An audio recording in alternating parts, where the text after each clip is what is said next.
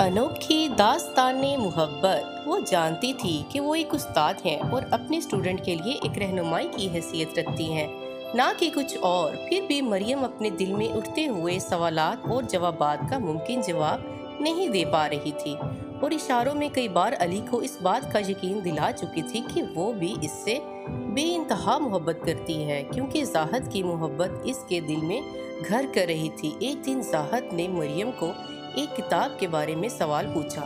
मरियम ने ज़ाहिद को अपने घर पर मदऊ किया और इनकी बातों में एक गैर मामूली करीबी ताल्लुक को महसूस किया। वो दोनों एक दूसरे की आंखों में कुछ ऐसा देख रहे थे जो किसी भी आम टीचर स्टूडेंट के रिश्ते में नहीं होता।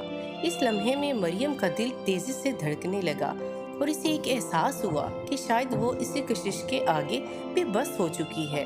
मरियम ने अपने दिल को संभालने की पूरी कोशिश की, लेकिन इस कशिश की शिद्दत बढ़ती गई और आहिस्ता आहिस्ता मरियम ज़ाहिद के करीब होती चली गई। ज़ाहिद भी दिल से टूटकर मरियम को चाहता था, इसलिए इसे मरियम के करीब जाने में ज़्यादा वक्त नहीं लगा।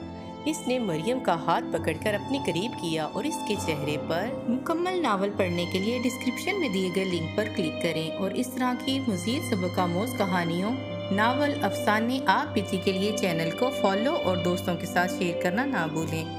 इस तरह की मज़ीद अच्छी वीडियोस देखने के लिए घंटी के बटन को हल्का सा दबा दें।